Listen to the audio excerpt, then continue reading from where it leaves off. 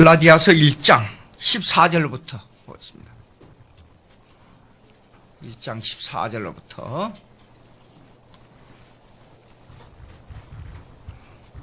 17절까지 14절로부터 17절까지 교독하겠습니다.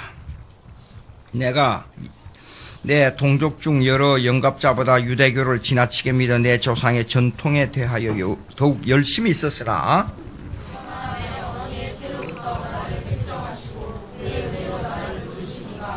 그의 아들을 이방에 전하기 위하여 그를 내 속에 나타내시기를 기뻐하셨을 때에 내가 곧 혈육과 의논하지 아니하고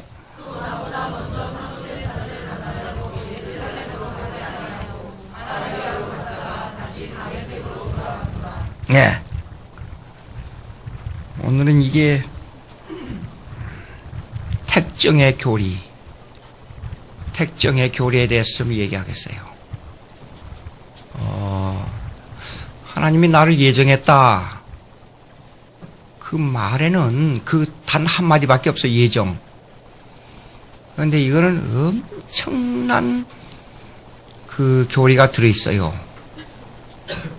그리고 역사적으로 이 문제로 교리적 논쟁이 돼가지고 이 예정론을 부정한 사람에게 한때는 이단으로 정죄했었습니다.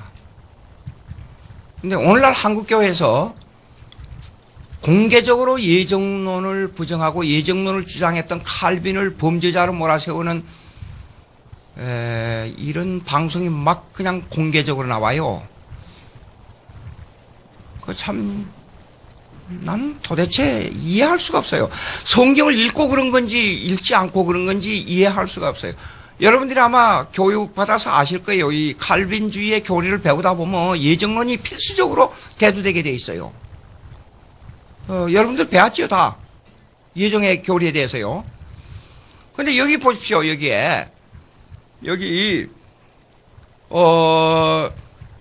어머니의 태로부터 나를 택정하시고 그 은혜로 나를 부르시니까 그랬어요.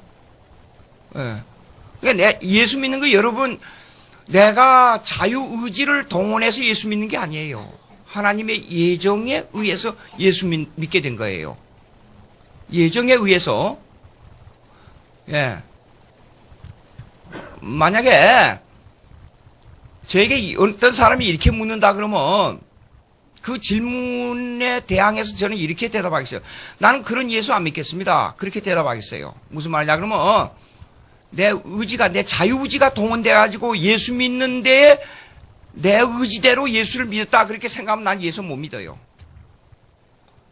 여러분, 예수 믿기 전에 영적으로 내가 죽은 몸이에요. 죽은 몸이 내가 어떻게 의식을 알 수가 있어요? 성령의 의식을 어떻게 알 수가 있어요? 불가능해요. 성령이 예수 그리스도의 생명을 내 죽은 몸에다가, 죽은 영혼에다가 호흡을 불어넣어주지 않고서는 내가 살아날 수가 없어요. 사도 바울이 했잖아요. 살았으나 죽었다 그랬어요. 우리를 보고. 죽은 영혼이에요.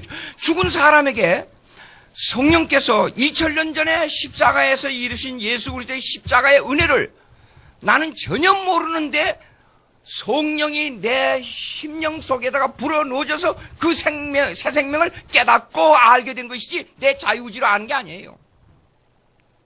제가 이게 말씀드린 거는 이건 성경에서 있는 그대로 제가 말씀드리는 거예요. 오늘 성경 구절을 다 찾아보겠지만은 여러분 돌트 신조라는 게 있어요. 돌트 신조.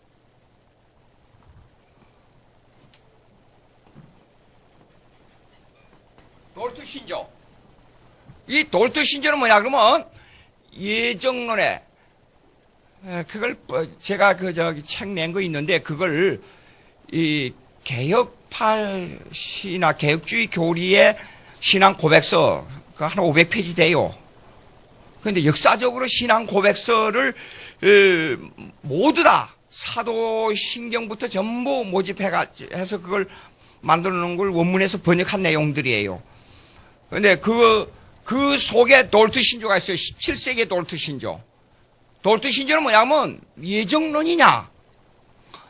예정론에 있어서 인간의 자유의지냐? 예정론이냐 하는 교리를 다루는 것이 돌트 신조였어요. 그 신조. 그 신조에 뒤에 5가지의 배경이 있어요, 배경. 그 배경 5가지가 뭐냐? 지금 소개하겠어요.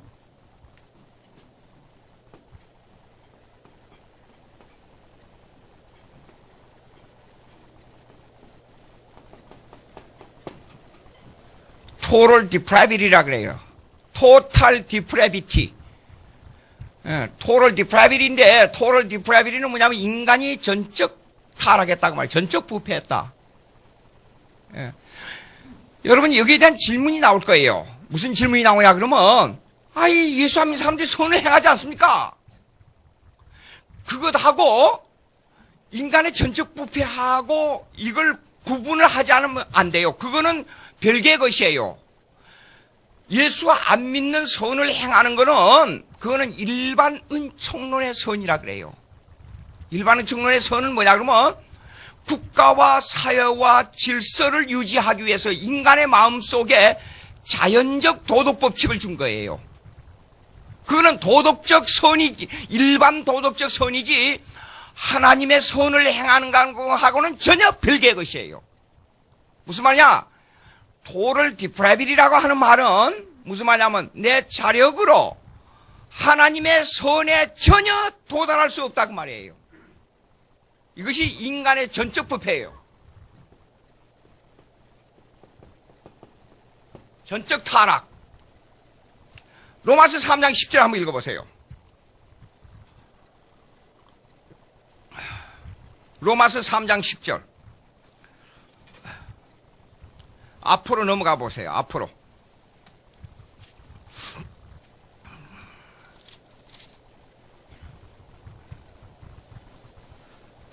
찾았지요? 예? 다 같이 있습니다. 시작. 기록된 바 의인 없나니 하나도 없으며 깨닫는 자도 없고 하나님을 찾는 자도 없고 다 치우쳐 함께 무익하게 되고 선을 행하는 자는 없나니 하나도 없다. 그들의 목구멍은 다 같이 그들의 목구멍은 열린 무덤이요 그 혀로는 속임을 일삼으며 그 입술에는 독사의 독이 있고 그 입에는 저주와 악독이 가득하고 그 발은 피 흘리는 데 빠른지라 파멸과 고생이 그 길에 있어 평강의 길을 알지 못하고 그들의 눈 앞에 하나님을 두려함이 없느니란 것 같아요. 여보세요. 의인은 없나니 그냥 평범하게 말하는 게 아니라 구체적으로 나왔어요. 입에 나오는 것, 발에서 시작되는 죄, 입에서 시작되는 죄, 마지막에 파멸, 평강의 길을 알지 못하고 그런데 이 모든 것들이 뭐냐 그러면 맨 처음에 전제가 뭐냐 보세요. 하나님의 선을 행하느냐 하는 문제예요. 하나님의 선을. 깨닫는 자고 하나님을 찾는 자도 없고 그랬어요. 그러니까 하나님의 선을 행하는 것이 전제라고 말이에요. 자력으로 아무리 선을 행한다 해도 하나님을 찾을 수도 없어요. 자력으로는 불가능해요. 제가 언제 말씀드렸잖아요. 그 인간의 죽음을 보고 인간이 왜 죽느냐? 인간은 왜 어쩔 수 없이 죽어야 하느냐? 왜 이렇게 죽음에 대한 두려움이 있느냐, 인간은? 이게 어디서 왔느냐? 도저히 해결할 길이 없어요.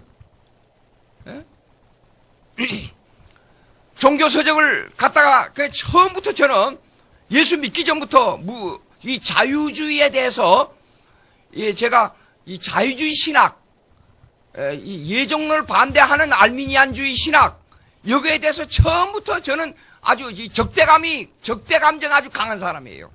왜냐? 종교인문이라고 하는 책을 읽었어요. 그때 당시에. 하나님을 발견하기 위해서. 근데 처음에는, 이거 뭐가 잡힐 것 같다.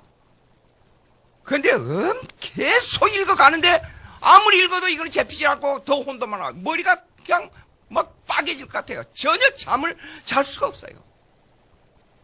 근데 그 사람이 누구냐? 그 책을 그때 당시에는 몰랐어요. 신학교 들어가기 전이니까. 에밀 무르너가 지은 책이에요. 근데 융성범 교수가 감리교 신학대학 융성범 교수가 번역한 거예요. 그 에밀 무르너가 지은 책을 읽으면서 하나님을 찾으려고 그렇게 했는데 그 책 속에 하나님이 없어요. 하나님을 무지하게 말하는데 하나님이 없어요. 찾을 길이 없어요. 그래서 도대체 이게 뭔가? 몸부림을 친 거예요. 근데 나중에 알고 보니까 이 사람이 칼 마르크스의 제자예요. 자유주의 신학자 칼 발트의 제자예요. 예? 그러니까 내가 발트 설명했죠. 여기 와서 한 2, 3년 전에요. 예. 그러니 처음부터 예수 믿기 전인데도 제가 하나님을 찾으려고 몸부림을 치는데 내 자력으로 안 되는 거예요. 그런데 자유주의 신학을 접하고 보니까 자유주의 신학이 나를 더 막 머리를 아프게 만드는 거예요. 여러분, 진정으로 영원한 생명에 대해서 몸부림을 치고 찾으려고 그러면 아무리 힘들고 어려워도 성경으로 돌아오는 길밖에 없어요. 성경으로. 그러니까 보십시오. 하나님을 알 수 있는, 하나님의 존재나 알 수 있는 능력이 인간에게 안 믿는 사람도 있어요. 로마서 1장 보여요. 1장으로 돌아가서요.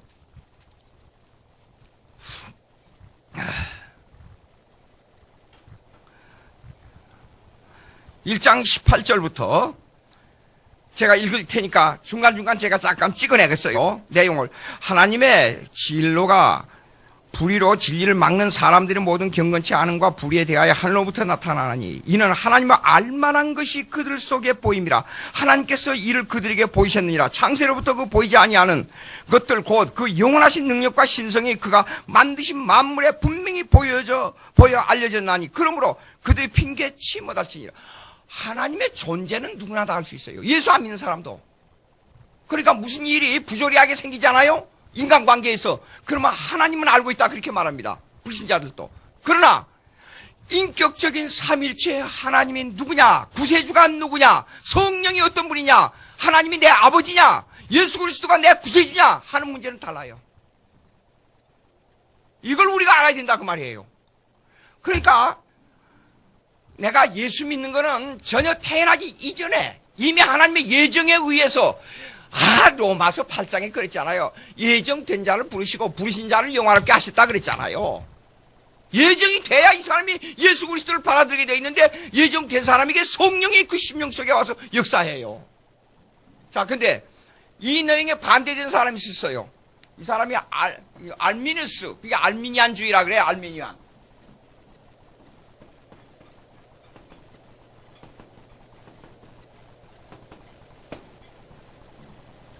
이걸 알미니안이즘, 알미니안주의라 그래요. 알미누스라는 사람이.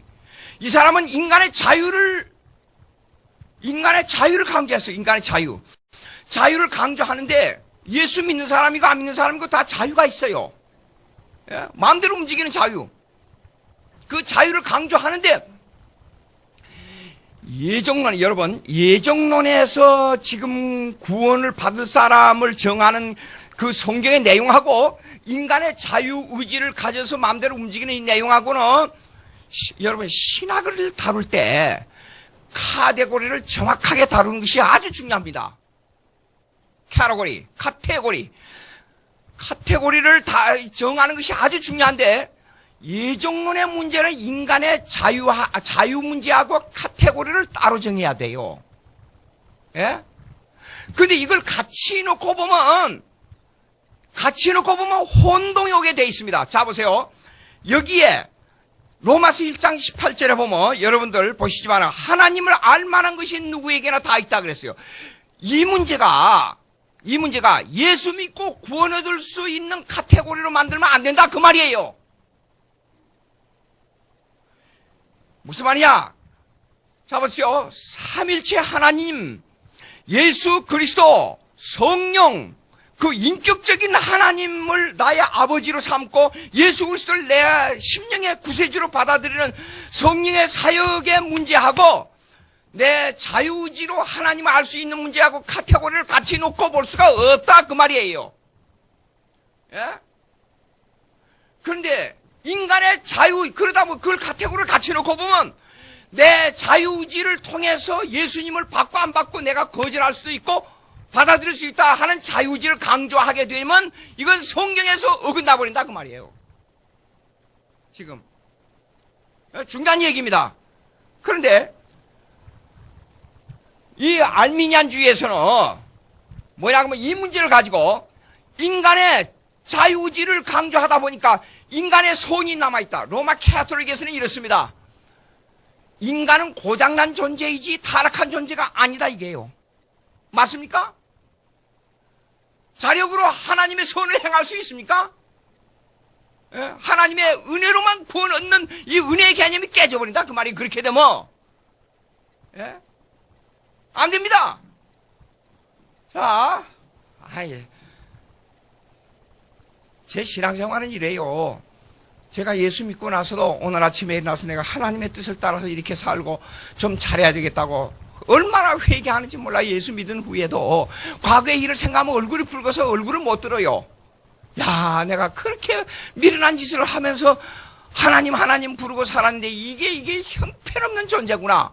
그렇게 살아요. 예? 그러면 그렇게 내가 오늘 이렇게 해야겠다는 의지대로, 여러분들 의지대로 100% 자기 의지대로 행하고 삽니까? 여러분들은 성령 충만해서 그럴 줄로 믿습니다. 안 되는 거요. 성령이 역사하니까 그나마도 성령이 내 가르침을 주셔서 내가 회개하며 하나님을 사랑하고 하나님을 알고, 야, 내가 이렇게 부족한데 그나마도 하나님이 내 자녀로 삼았기 때문에 이렇게 나에게 하나님을 부르게 할 수 있는구나. 그나마도 그렇게 하지. 자기 마음대로 자유의지로 가지고 난 그 자유의지를 통해서 하나님을 이렇게 받아들일 수가 안 받을 수가 하는 사람들 얼마나 예수 잘 믿는지 한번 비교해 보자고요. 자보자고요. 그러니까 이렇게 보여졌다. 이거는 일반적으로 하나님의 존재는 알 수 있어요. 그러나 예수 그리스도를 받아들이는 문제는 다르다고 말이에요. 그래서 인간은 전적으로 타락했기 때문에 근본적으로 하나님 예수 그리스도를 자력으로 믿을 수 있는 힘이 없어요. 이걸 말하는 겁니다. 한번 봅시다. 로마서 3장 10절 아까 읽었는데 거기 보세요. 그러놓고 그 다음에 두 번째는 무조건적 선택이에요. 무조건적 선택, unconditional selection.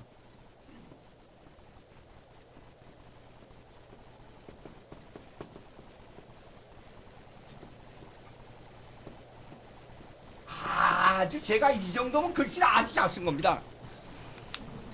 아주 천천히 썼는데도 그래요. 제 글씨를 세계에서 가장 잘 쓴 글씨니까 여러분들이 잘 알아보고 읽어야 돼요. 이거는 무조건적 선택이에요. 무조건적.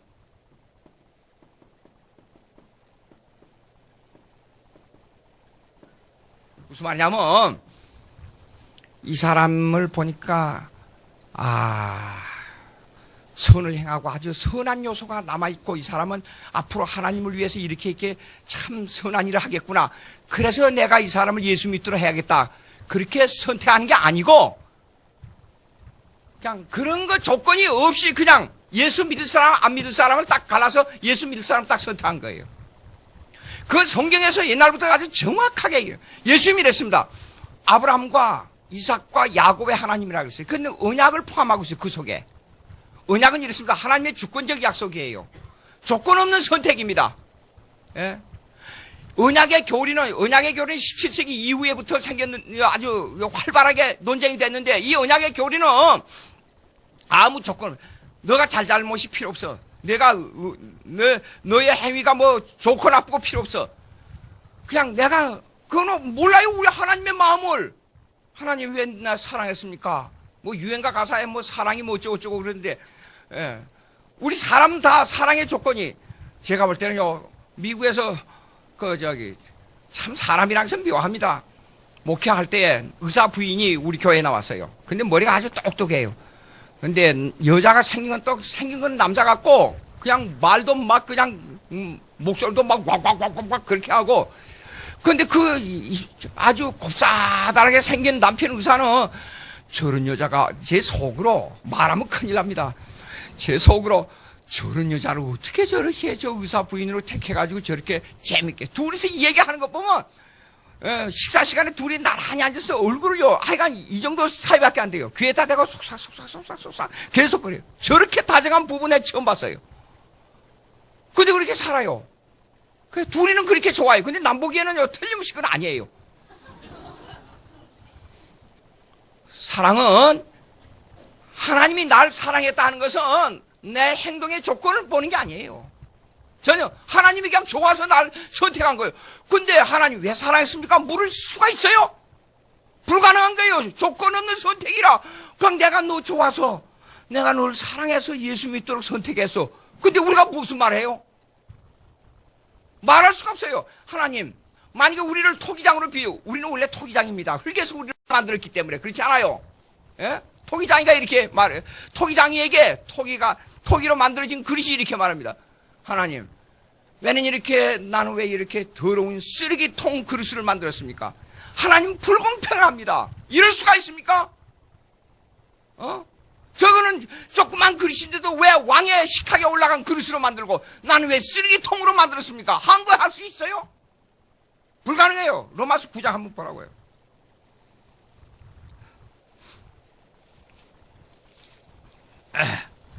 로마서 9장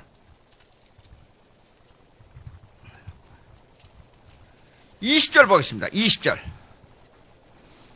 다 같이 읽습니다. 시작.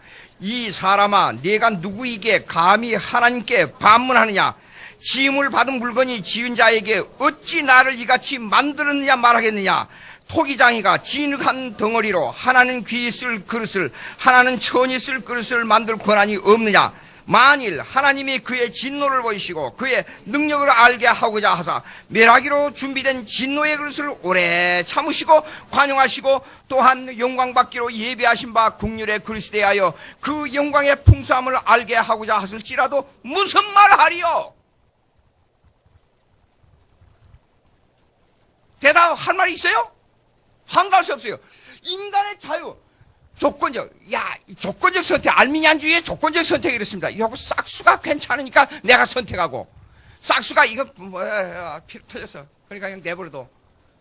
그렇게 했다고 말하지만 성경적으로는 전혀 틀린 말입니다. 예? 자, 토기가 있습니다. 토기.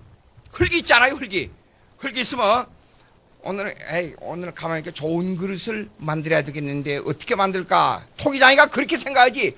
이 흙 자체는 좋은 것이니까 내가 좋은 그릇을 만들자. 그렇게 생각합니까?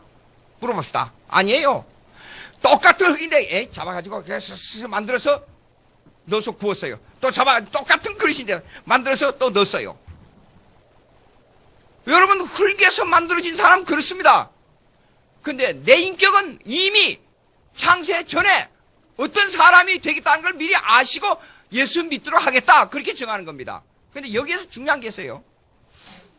예정론은 일방 예정이 있고 쌍방 예정이 있고 이중 예정이 있어요.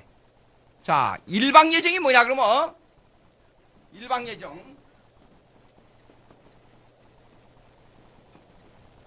이거 생각하면요 정말로 은혜스러워요. 그 다음에 이중 예정이 있어요. 그 다음에 쌍방 예정이 있어요.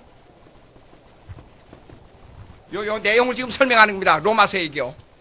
일방 예정은요, 그림으로 그러면 이렇습니다. 이렇게 돼 있잖아요? 사람들이 이렇게 있어요. 사람들이. 그러면 일방 예정은 뭐냐, 그러면 다 아담 안에서 범죄했으니까 다 죽을 사람들이에요. 그런데 내가, 이 마이크를 또 가까이 해야죠. 예. 자, 일방 예정은 뭐냐, 그러면 이겁니다.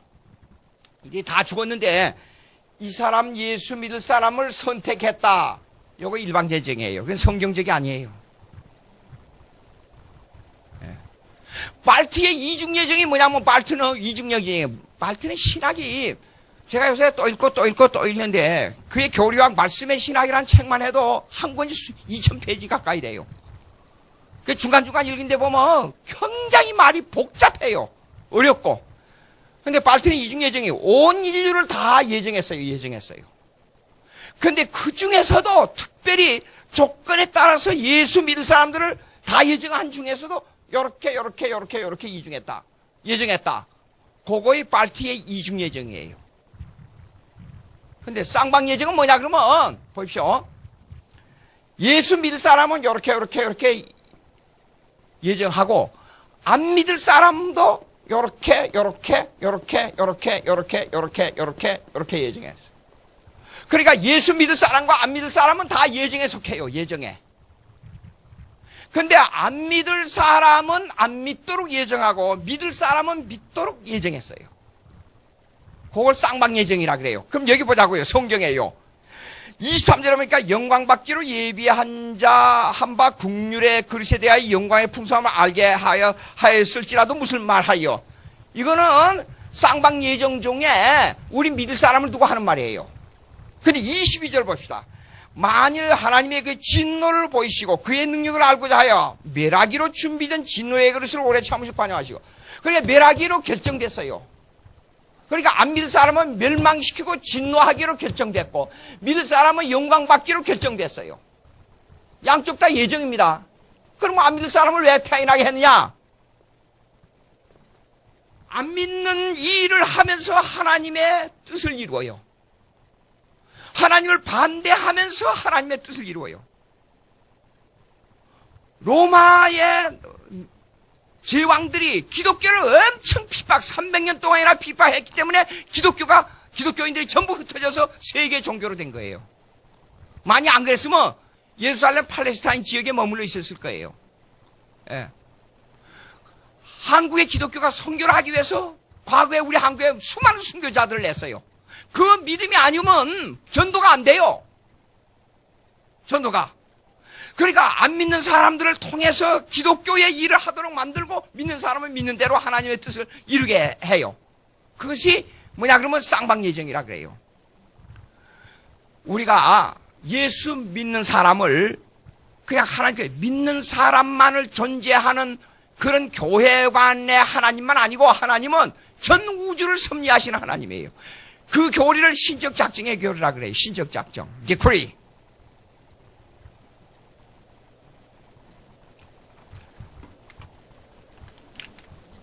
요 지워도 되죠?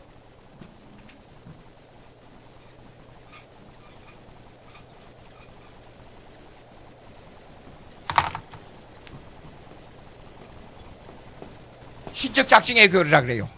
요 신적 작정의 교리는 여기는 택정이라 그랬죠. 택정.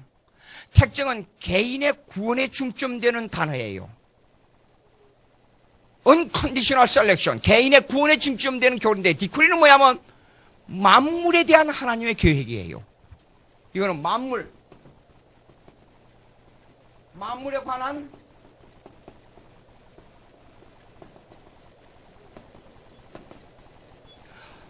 관한 하나님의 계획이에요. 디크리.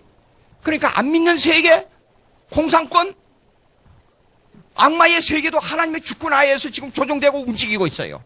하나님의 역사를 이루기 위해서. 예수 믿는 사람은 그 중에 하나님의 자녀로서 역사를 이루 나가요. 예? 아주 신비로운 교리예요. 그러니까 내가 예수 믿도록 택정, 여기 택정의 교리가 나온 택정이라는 개념 뭐냐 그러면 예정에 속해. 예정이라 그래요. 요거는 신적 작정이고 예정은 predestination.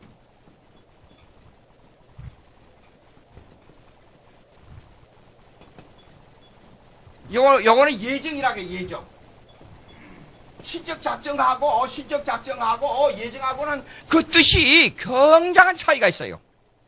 예정은 내가 예수 믿느냐 안 믿느냐 하는 교리에 속하는 거예요. 그러니까 예정은 어떤 거에 해당되냐 그러면 예수님, 천사, 인간에 해당되는 거예요. 교회관에 해당되는 교회론에. 예정은. 예? 근데 모든 역사의 중심이 예정의 역사의 중심이에요. 교회 중심의 역사예요. 우리가 현실적으로 생각해봐요. 한국이 이렇게 발전될 수 있는 나라의 조건은 거의 없어요. 하나의 조건이 있어요. 대학 졸업생이 우리 한국이 세계에서 최고예요. 대학 졸업생이 많기로. 거의 다 대학 들어가요. 다행인 것은 정말로 하나님의 은혜 감사해요. 왜 감사하느냐?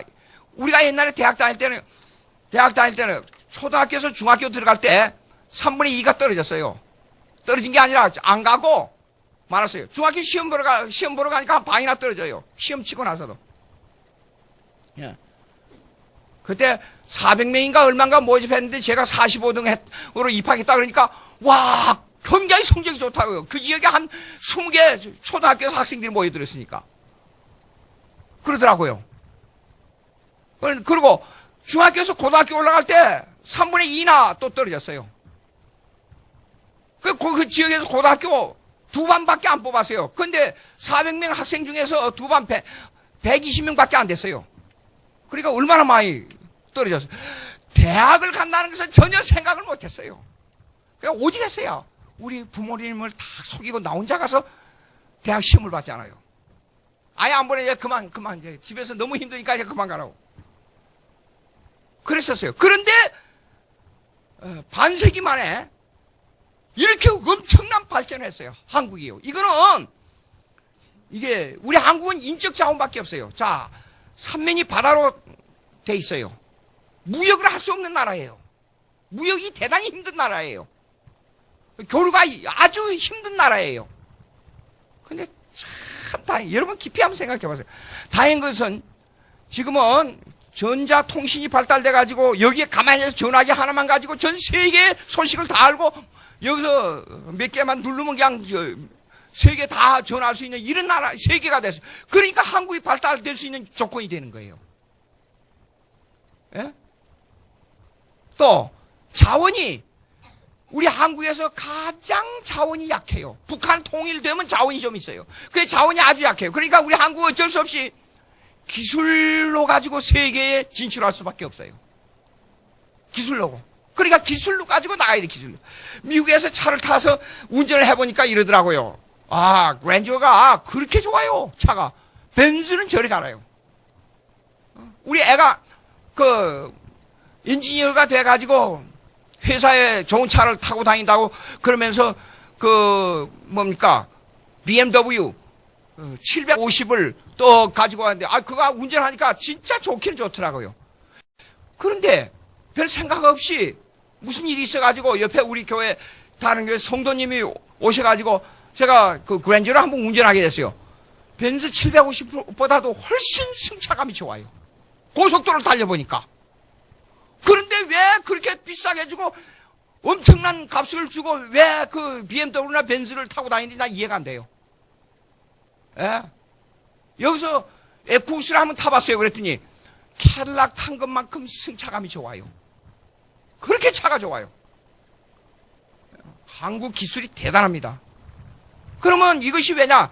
세계에서 어쨌든 이 조그만 나라에서 세계에서 두 번째 가는 선교사를 보내고 있다는 게 기가 막힌 거예요. 이거요. 중요한 얘기입니다.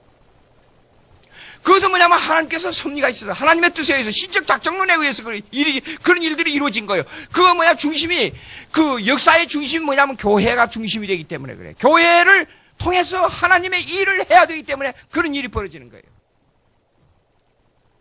중국에 강의를 가게 되면 거기서 강사비 받는 건 아무것도 없어요. 돈을 주머니에 두둑히 가지고 가야 돼요. 목사들이 한 30명 오잖아요. 30명 한 사람 앞에 전부 한 100불씩 줘야 돼요, 또. 그래서 근데 그 사람들은 배우기 위해서 얼마나 하루에 8시간 강의하는데 제가 지쳐서 한 3일 강의하고 나면 나가 떨어져 버려요. 근데 그 사람들은 안 지쳐요. 쭈그리고 앉아서 조금 가다가 잘못되면 다시 말씀해 주시오. 막 적고 계속 그래요. 중국의 복음이 지금 나가느라고요. 예? 그래서 하나님의 섭리를 생각해 본 거예요. 하나님의 뜻을. 그러나 내가 구원받고 내가 예수 믿고 내가 하늘나라에 가는 이 문제는 내 개인의 문제지만 이것이 전 세계 우주의 문제와 관계가 되어 있다 그 말이요. 그래서 그 중심이 예정론이 중심이에요. 예정론이. 그래서 만물에 대한 하나님의 계획이고 예정론은 구원에 관한 하나님의 계획이에요.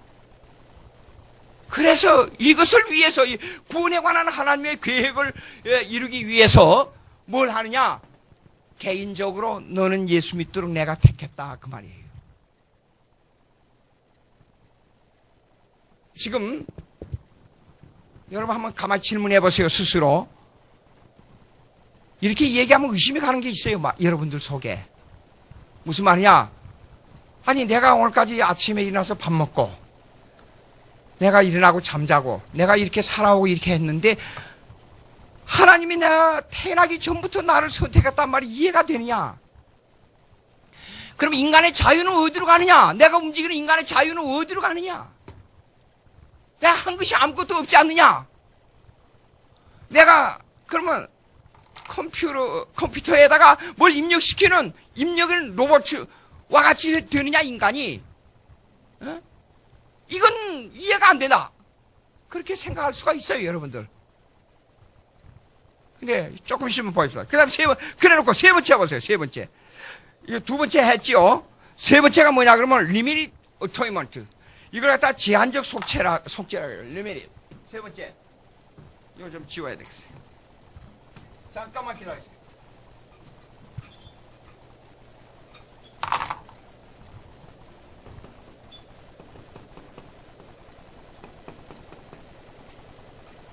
N입니다.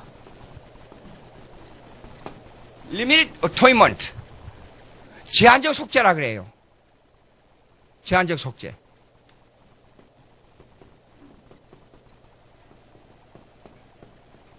제한적 속죄. 이건 뭐냐, 그러면, 이런 뜻입니다. 하나님이 예수 믿을 사람과 안 믿을 사람은 이 세상이 만들어지기 전에, 여러분 태어나기 전에 정해놨어요. 정해놨는데, 이 정해놓은 외에 어떤 사람도 예수 믿을 사람이 안 믿는 사람 쪽으로 가고, 안 믿을 사람이 믿는 사람 쪽으로 가는 일은 한 사람도 없다, 그 말이에요. 다시 한번. 우리가 태어나기 전에 하나님이 예수 믿을 사람과 안 믿을 사람을 딱 정해놨어요. 정해놨는데 이스라엘 백성으로서 정해놓은 사람은 한 사람도 다른 데로 갈 수 없고 이 사람들만 꼭 예수를 믿는다. 안 믿을 사람은 반드시 이 사람들은 지옥 가도록 정해놨는데 이 사람이 예수 믿는 쪽으로 올 수 있는 길은 전혀 없어요. 그걸 갖다가 제한적 속죄라 그래요. 여러분이 생각할 때 의심이 가고 질문이 나올 수 있을 겁니다. 이 질문에 대해서 여러 가지 질문이 있어요. 가장 중요한 건 세 가지 질문이 있어요. 세 가지. 그러면 하나님은 인간의 자유를 박탈한다 얘기예요. 1.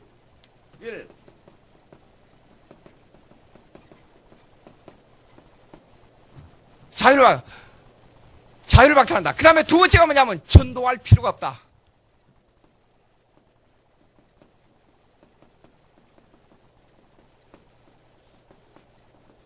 전도할 필요가 없다. 전도의 무용론이 나와요. 전도의 무용론. 그 다음에 세 번째. 인간의 노력이 무슨 필요가 있느냐 이게요. 세 가지의 질문이에요. 다시 한번 말씀드려요. 인간의 자유를 박탈한다 이게요. 두 번째, 전도할 필요가 없다 그 말이에요.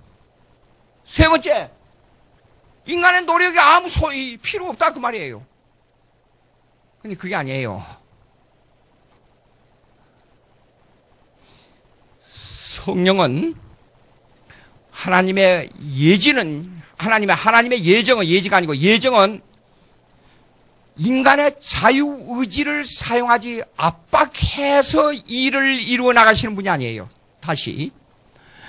하나님의 예정은 성령을 통해서 인간의 자유의지를 그의 뜻대로 사용해서 그의 사역을 이루어 나가지 인간의 자유의지를 박탈해서 그걸 억압해서 그의 뜻을 이루어 나가는 분이 아니에요.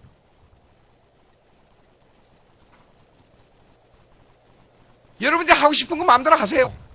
열심히 해야 돼, 열심히. 근데 생각해 보세요, 여러분들. 삶을 살면서 생각해 보세요. 내 편에서 모든 일을 생각하면 안 됩니다.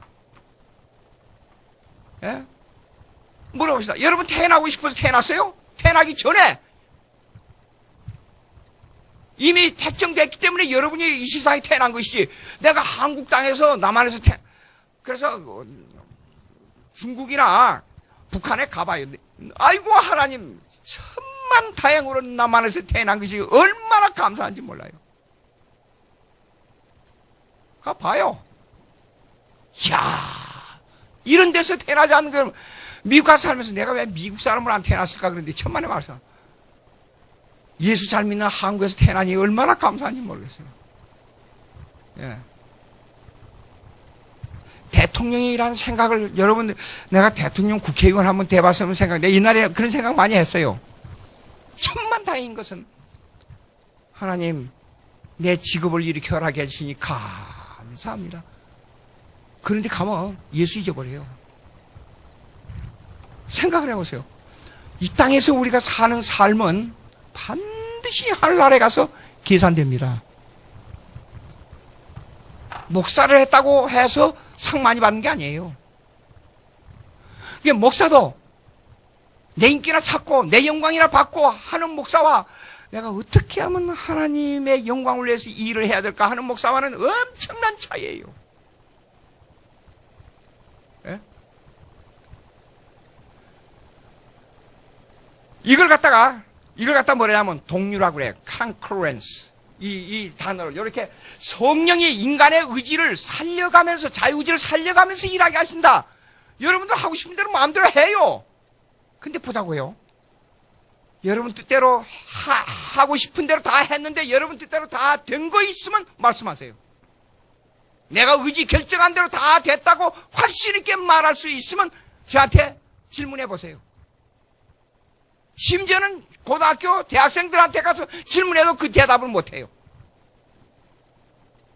자기 마음대로 하고 싶으면 나 서울대학 가서 1등으로 졸업하고 그 다음에 하버드대학에서 1등으로 졸업하고 한국에 돌아와서 대통령 돼가지고 세계를 휘어잡는 대통령이 한 번 되고 싶다. 예? 여러분 인물사를 더 읽어봐요. 반기문 3대 인물 근래에 10여 년 전에 나왔던 책들이 있어요. 근데 그 안철수 씨에 대한 이야기, 반기문 사무총장에 대한 이야기, 또 여러 가지 이건희 씨에 대한 이야기들이 나와요. 그걸 자세히 읽어봤어요. 공통점이 있어요. 공통점이. 하나의 목표 지향적이에요. 예? 그런데 중요한 게 있어요. 그 중에 내가 발견한 게 있어요. 그 중에 실패도 많았고 어려움도 많았고 거기에 대해서 굴곡이 심했어요. 보니까 목표 지향적이지만 처음부터 잘 돼야 할 텐데 왜 그런 일이 있어요? 잘 생각해봐요. 그것도 일반적인 면에서 하나님이 사용하는 은사입니다. 그게. 그런데 어떤 사람은 꿈을 가지고 있는데 되는 사람이 있고 어떤 사람은 안 되는 사람이 있어요. 왜 그래요? 그거는 하나님의 뜻이기 때문에 그래요. 그래서 concurrence,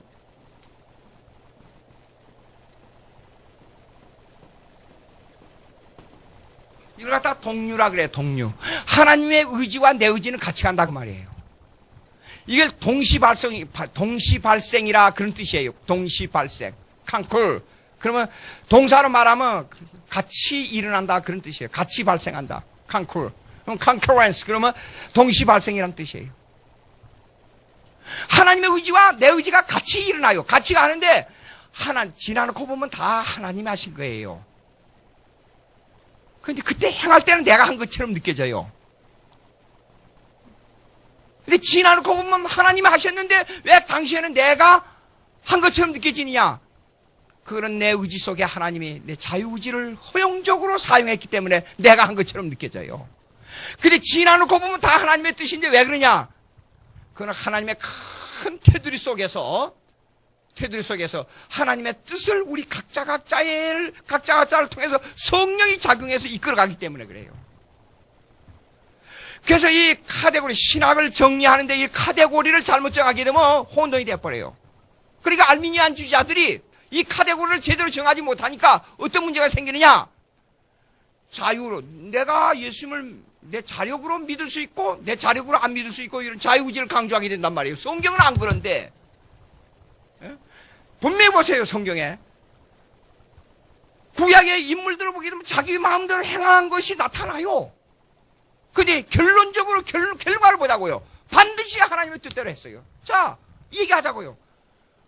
백성들이 우리에게 왕을 세워주십시오. 그러니까 하나님이 세워줬어요. 너희들 그래 너희들 마음대로 한다고. 근데 사울을 세웠습니다. 근데 사울은 예정된 하나님의 뜻에 예정된 왕이 아니었어요. 타락해버리잖아요 나중에. 근데 중요한 게 있습니다. 사울에게 악한 마음을 하나님이 허락했다 그랬어요. 근데 사울의 입장에서는 자기가 행한 겁니다.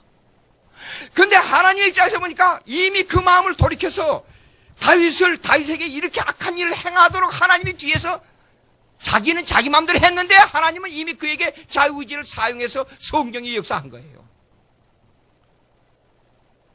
여러분 이해가 안 될지도 모릅니다. 제 얘기가 지금. 근데 예수를 믿고 정말 하나님이 어떤 마음인가 알기 위해서 성경을 성경에 불을 켜고 성경이 내 눈에서 나오는 불로 말미암아 이게 탈 때까지 한번 읽어보라고. 내 거짓말인가? 예? 시한적 속죄. 자, 로마서 9장 13절 한번 읽어봅시다. 예. 로마서 9장 13절. 13절. 다 같이 시작. 기록된 바 내가 야곱은 사랑하고 예수는 미워했다 하신 것 같으니라. 여러분 인간적으로 생각해보자고요. 암만 성경을 읽어도 예수는 아주 다루기 쉽고 친구가 되기 쉬운 사람이에요. 야곱은 어떤 경우도 이 사람하고 사귀면 손해갑니다. 태어나기 전에 야곱을 사랑하기로 하나님이 결정했어요. 근데 왜 그랬는지 그거는 성경에 안 나타나. 그냥 요것만 딱 얘기해요. 나는 야곱이 좋아서 야곱을 사랑하기로 했어. 더 이상 묻지 마. 나는 예수를 미워하기로 결정해서 묻지 마. 우리 사람하고 결혼하려고 장모님한테 이제 가서 인사 드렸는데 재밌는 얘기를 들어. 하하. 어이, 여보게. 그러더라고. 예, 그래서. 우리 사람 없는데 저를 보고, 저 떼꾼이야, 떼꾼. 알았지? 떼꾼이라고. 그게 무슨 말인지 몰랐어요. 예. 근데 하여간 그렇고 그래요. 예.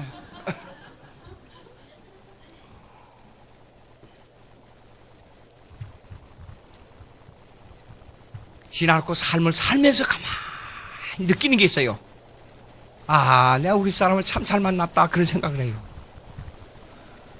보십시오. 요렇게 보니까 그 사람을 통해서 나를 알 수가 있더라고요. 아, 무슨 일을 의견 대립이 되잖아요. 되면, 남자의 근성이 때문에 내가 잘못했단 말 안 합니다. 돌아가서 가만히 생각해보니까, 아하, 내가, 이런 문제에 내가 결점이 있었고, 내가 이런 것이 있었구나 하는 것을 알게 돼요. 기가 막힌 거예요. 그러니까 얼마나 하나님이 잘 알고 그 사람을 나에게 붙여줬어요. 기가 막힌 일이에요. 예? 자, 시편 89편 3절 한번 보세요. 시편 89편 3절. 시편 89편 3절. 시편 89편 3절.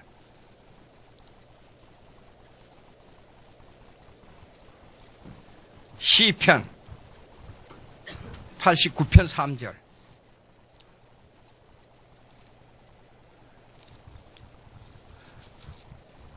다 같이 있습니다. 시작. 나는 내가 택한 자와 언약을 맺으며 그 종 다윗에게 맹세하기를 내가 내 자손을 영원히 경고히 하며 내 왕위를 대대 세우라 하시나요. 여기 이 중요한 얘기인데요. 언약의 교리가 나옵니다. 그러면 언약의 교리는 뭐하고 직접적인 관계가 있냐 그러면 선택의 교리, 예증의 교리와 직접적인 관계가 있어요. 우리가 태어나기 전에 하나님은 우리를 예수 믿도록 예정했습니다. 그 예정은 언약에 의해서 이루어진 거예요. 언약은 뭐냐면 상호 동의 계약, 상호 호의 계약이 아니에요. 무슨 말이냐 그러면 사업을 할 때 둘이 서로 합의해가지고 쌍방이 서로 맞으니까 도장을 찍고 계약을 맺잖아요. 그런 계약이 아니에요. 아버지가 어머니가 애를 낳아놓고는 둘이서 야 애하고 계약하자. 이제 뱃속에서 나와서 애하고 우는데 계약하자 해가지고 나는 너를 학교 잘 보내주고 먹여주고 입혀주고 잘 키우도록 하겠다고 계약하는 부모하고 서류를 들고 와서 그 아들 도장을 찍는 사람이 있어요? 없어요. 그러니까 이미 애를 태어나게 한 것은 계약이 맺어져 버린 거예요. 일방적 계약이에요. 부모가 그렇게 할 수밖에 없는 계약이에요. 근데 오늘날은 하도 세상이 희한하니까 아니 어떨 때 보면 남의 애기도요 귀여워서 내가 뽀뽀로 막 안아주고 싶더라고요. 근데 자기 뱃속에서 자기 피를 가지고 태어난 자기 어린애를 때려서 죽이다니 악해도 이렇게 악할 수가 있어요? 그건 사람이 아니에요. 참 기가 막힌 얘기예요. 예? 우리의 계약은 뭐냐면 하나님이 우리하고 계약을 맺을 때는 내 너를 예수 믿고 영원히 영생을 주도록 하고 너를 키울 때 이렇게 해주기로 너를 이렇게 보호해주기로 하나님은 혼자서 약속하고 혼자서 계약을 맺는데 또 우리가 도장을 찍어줄 건 뭔 필요가 있어요? 예? 필요가 없어요. 아담하고 계약을 맺을 때도 이런 잘못된 질문을 하는데 이거는 사악한 질문입니다. 하나님이 왜 선악과를 만들었습니까? 안 만들었으면 범죄하지 않겠습니까? 그런 사악한 못된 건방진 질문을 한단 말이에요. 생각을 해보십시오. 동산에서 일하지 않고 마음대로 먹고 살 수 있도록 만들어졌어요. 범죄할 수 있는 범죄하지 않고 스스로 하나님께 영광을 돌리고 하나님과 교제할 수 있는 인간의 이 능력을 줬어요. 자연을 마음대로 다스릴 수 있는 능력을 줬어요. 자연의 만물을 이름 지을 수 있는 능력을 줬어요. 참. 그러고 나서 하나만 하지 말라. 선악과 그 동산 중간에 나무 이것저것 다 해놓고 이거는 먹지 말고 이건 먹고 이거는 먹지 말고 이거 먹고 그런 줄 알아요? 다 모든 실과 다 먹되 동산 가운데 그것만 먹지 말라 그랬어요. 다 버리고 그거 하나 딱 따먹었어요. 이렇게 엄청난 은혜를 줬는데 그러고 하나님 계약 맺었어요. 우리하고 선악과 계약 지키면 살고 어기면 죽는다는 언약을 하나님이 일방적으로. 왜 하나님이 일방적이고 그렇게 하나님이 독재자입니까? 무슨 놈의 독재를 그렇게. 어머니 나를 잘 키워줬으니 왜 독재를 해가지고 나를 이렇게 잘 낳아서 키워줬습니까? 독재입니까? 그런 질문이야 똑같은 거예요. 왜 인간이 못된 마음이 들어가니까 이런 질문을 한단 말이에요. 그래서 그런 언약을 맺어요. 그 언약은 뭐야 그러면 언약의 전제 조건이 뭐냐면 선택이에요. 내가 너를 이렇게 하기로 선택했기 때문에 언약을 맺자. 그것이 이 선택의 예정의 겨울입니다. 자, 이사야 49장 1절 한번 읽어보세요. 이사야 49장 1절. 이사야 49장 1절. 이사야 49장 1절. 제가 찾겠습니다. 이게 조금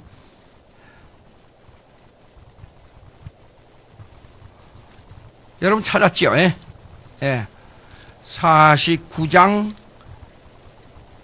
1절 맞는가? 예, 맞습니다. 다 같이 읽습니다. 시작. 섬들아 내게 들으라. 먼 곳 백성들아 귀를 기울이라. 여호와께서 태에서부터 나를 부르셨고 내 어머니의 복중에서 내 이름을 기억하셨으며. 그러니까 내 이름 짓고 태어나고 뭐 하는 것이 다 하나님의 예정 가운데 들어있어요. 택정 가운데 들어있어요. 그러니까 한가할 수 없는 거예요. 내가 태어난 자체도. 여러분 어떻게 생각하세요? 그런데 여기 갈라디아서에 요걸 그대로 사도 바울은 어머니의 태로부터 나를 택정하시고 그랬어요. 태어나가지고 내 자유의지가 있어가지고 태어난 후에 내 의식 속에서 내가 예수를 믿어야 되겠다. 내 자유의지로 여러분 믿었다고 생각하세요?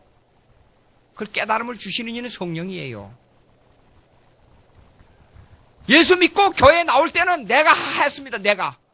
근데 성령이 역사하지 않으면 못 깨달아요. 전혀. 명심하십시오. 그렇다고 해서 내가 예수 믿으니까 한번 이렇게 해봐요. 그러면 예수 믿 나 그렇게 돼 있으니까 택정하고 그랬으니까 나 전도도 안 하고 교회도 안 나고 가만히 그냥 있으면 절로 되겠지. 그런 생각 들어가죠? 그렇게 한번 해봐요. 해봐. 미안한 얘기지만은 못 견딥니다. 그래 해보라니까요. 해봐. 못 견뎌요. 어떤 줄 알아요? 성령이 발동하면 이 사람이요 미쳐버려. 교회 안 나가고 예수 안 믿고 신앙생활 안 하면 이 사람은 완전히 자기가 곧 죽는 것 같아요. 그런 느낌이 와요. 해봐요. 그것이 성령의 역사예요. 신앙심이 성령인 내 의지에 훨씬 능가해서 모든 심령을 감찰하고 통달한다 그랬어요. 불가능합니다. 그러니까 나 전도해야 될 때 안 하고 믿어야 될 성경 읽어야 될 신앙생활 해야 할 때 안 하면 이 사람은 완전히 실제로 해봐야 그걸 미치는 거예요. 죽음을 앞에 두고도 예수를 고백하라 그러면 하는 수 없이 저 사람이 왜 저렇게 바보 같은 짓을 하는가 그렇게 느껴지지요? 아니요. 하나님이 시키는 일이 그대로 하나님이 그 마음속에 들어서 한번 봅시다. 로마서 8장 30절. 로마서 8장 30절.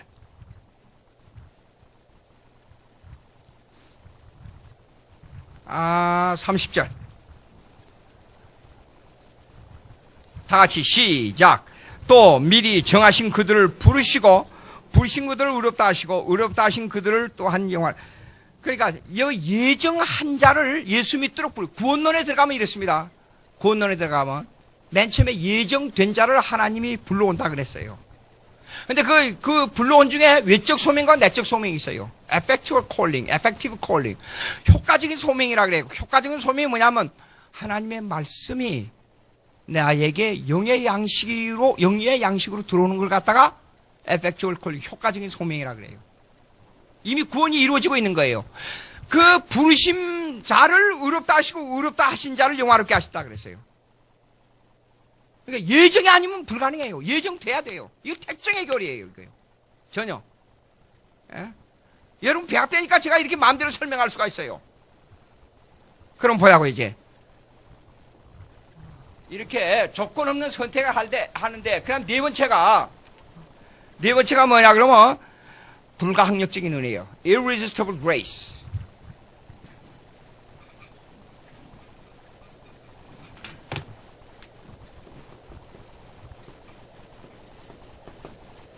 Irresistible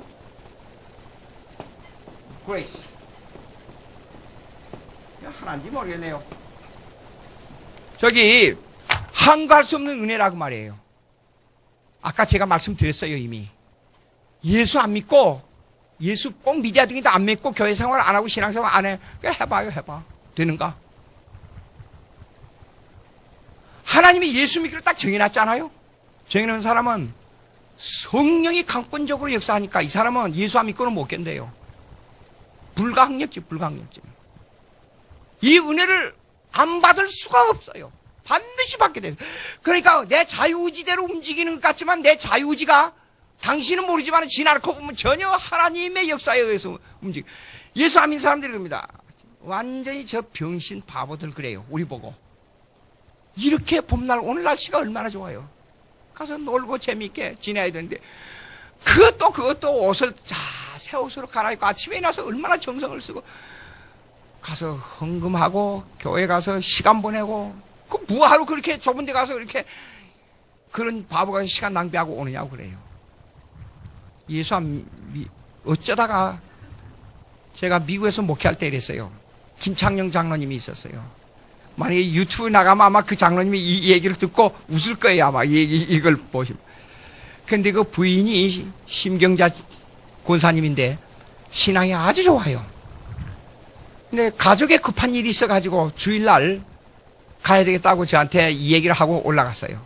급하다 보니까 도저히 안 되겠으니까 주일날 떠난 거예요. 그런 일을 할 때 조심하시기 바랍니다, 여러분. 위험합니다. 가다가 피곤하니까 겨울 물가에 있으니까 좀 쉬어야겠다고. 근데 내려가다가 일이 생긴 거예요. 물가로 내려가는데 바위 미끄럼틀에 내려가다가 미끄러져가지고 미끄러져서 바위에 돌에 부딪혀가지고 막 여가 깨지고 난리가 났어요. 그래서 엎어지면서 그 권사님이 그런 거예요. 아, 오늘날 주일날 교회를 버리고 이런 데 갔구나. 그 생각이 엎어지면서 그 생각을 한 거예요. 네. 생각을 해보세요. 여러분, 우리 주위에 일어난 아주 작은 일들 있잖아요. 교회 생활하면서 작은 일들이. 근데 이거는 이치가 아닌데 이런 일이 벌어졌어요. 이건 분명히 사고가 안 나는데 사고가 났어요. 안 나야 될 입장인데 사고가 났어요. 왜 그렇습니까, 여러분? 그 속에는 항거할 수 없는 하나님의 은혜가 포함되어 있다는 걸 알아야 돼요.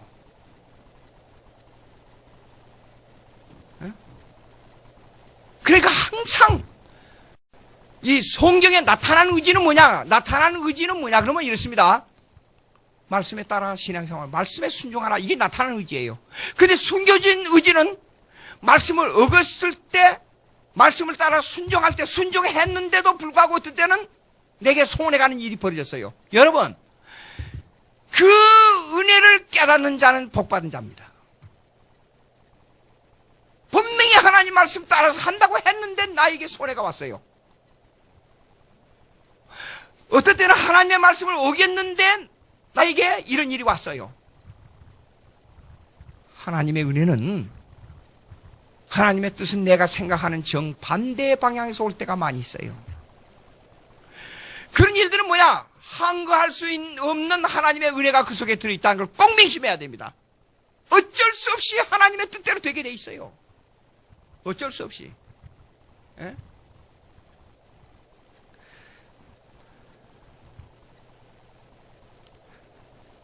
그 로마서 9장 13절 가서 한번 읽어봅시다. 13절. 13절 읽었어요 아까. 20절 한번 읽어봅시다. 20절. 20절도 읽었네 보니까. 이사야 49장 1절. 이사야 49장 1절. 읽었어요? 예레미야 1장 5절. 예레미야 1장 5절.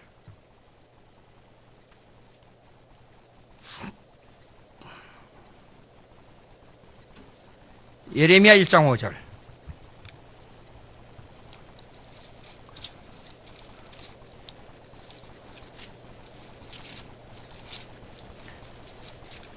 찾았어요? 예, 다 같이 있습니다. 시작. 여호와의 말씀이 내게 임하니라. 이르시되 내가 너를 모태에 짓기 전에 너를 알았고 내가 배에서 나오기 전에 너를 성별하였고 너를 여러 나라의 선지자로 세우느라. 아하, 예레미야가 선지자로 세울 때까지 그냥 그때까지 그냥 절로 된 게 아니고 보십시오. 모태에 있기 전에 알았어요. 태어나기 전에 하나님이. 그 다음에 네가 배에서 나오기 전에 너를 이미 구별했어요. 그러면 여기서 대두되는 게 있습니다. 우리 한국에는 예지, 예정이나 예정, 예지냐 하는 논쟁이 있어요. 하나님이 미리 알고 선택했다 하고 그것이 예지, 예정, foreknowledge. 그 다음에 예정, 예지는 뭐냐면 선택하고 다 알았다. 그런 논쟁이 있는데 그 논쟁이 다 무익한 거예요. 논리적으로 봐서는 예정, 예지가 우선이에요. 논리적으로. 그러나 시간적으로 봐서는 이것이 동시 존재한 거예요. 시간 이전이니까. 다 알았다는 말은 예정을 포함하고 있어요. 예정했다는 것은 다 알고 있다는 뜻이에요. 그러나 논리적으로 볼 때는 예정이 우선이에요. 왜냐하면 예정은, 선택은 언약과 관계를 가지고 있기 때문에 언약의 주권은 선택이 우선이 되기 때문에 그래요. 예?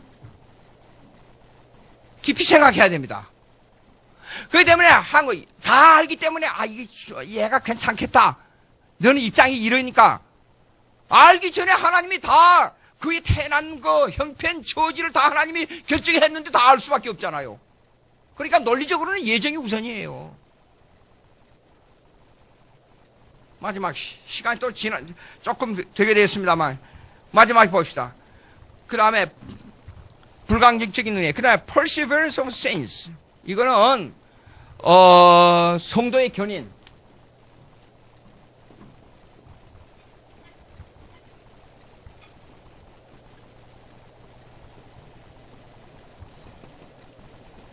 성도의 견인. 이건 한가하다는 뜻이에요. persevere 그러면. 오래 참는다 그 말인데 이 원뜻은 이렇습니다. 원뜻은 한 번 예정된 자는 아무리 타락할지라도 반드시 하나님이 구원을 놓치지 않는다 그 말이에요. 다시 한번. 한 번 예정된 사람에게는 아무리 타락할지라도 결단코 구원을 거둬가지 않는다 그 말이에요. 얼마나 안심돼요. 어떤 사람이 이래요. 예정은 하나님의 은혜가 없다 그러더라고요. 거꾸로 말하는 겁니다. 예정은 머지않은 하나님의 은혜입니다. 생각해 보십시오. 내가 하나님을 알 수 없어요. 내 자력으로. 하나님의 은혜로 구원받았다 하는 것은 예정이 아니면 은혜로 구원받았다 말이 성립이 안 되는 거예요. 예?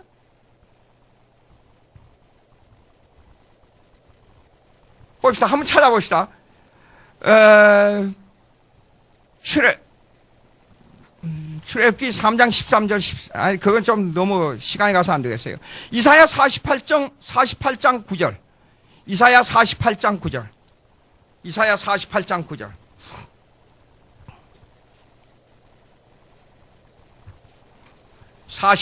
9절.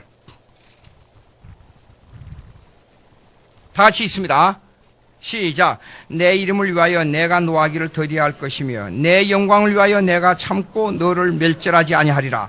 자 보세요. 왜 이스라엘 백성들이요 하나님을 그렇게 괴롭혔어요. 도저히 말 안 듣고. 근데 내가 너를 멸망시키지 않아. 왜 그런 줄 알아? 예? 내 영광을 위하여 내가 참고 너를 멸망시키지 않아. 나 때문에 그래. 너희들 때문에 그런 게 아니야. 여러분 마음대로 범죄해봐요. 결단코 성령이 여러분의 마음을 회개시키는가 안 시키는가. 반드시 회개하게 해요. 왜냐? 하나님의 영광 때문에 그래요. 그 다음에 읽어봅시다. 시작. 10절. 보라 내가 너를 연단하였으나 은처럼 하지 아니하고 너를 고난의 풀무풀에서 택하였노라. 고난의 풀무에서 택했다 그랬어요. 이스라엘 백성이 잡혀갔어요.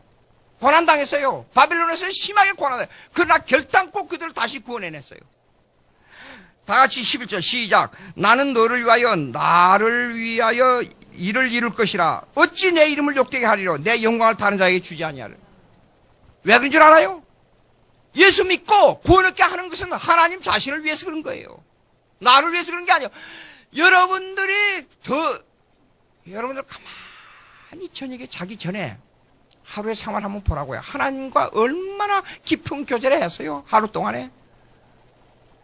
항상 생각해봐요. 예수 믿는다 그러면서 예수 이름 말하면서 생활을 점검해 보라고요. 아무것도 주님 앞에 한 게 없습니다. 그런데 하나님의 영광을 위해서 여러분을 사용하는 거예요. 예? 하나님의 뜻대로. 그러니까 하나님 때문에 그 백성을 못 버려요. 하나님은. 그걸 생각하면 여러분 눈물을 흘리지 아니할 수가 없어요. 오늘 시간 돼서 여기까지 하게 되는데 다음 주에 조금 더 하겠어요. 왜냐하면 신적 작정과 예정과 쌍방과 인간의 자유의지와 명령의지에 대해서 잠깐 하도록 하겠습니다. 여기에는 엄청난 알미니안주의에서는요 이 모든 것에 자유의지를 어떻게 동원했냐 이 얘기를 해요. 자유의지로 가지고 예수 믿는 게 아니에요. 내 자력으로. 기도하겠습니다.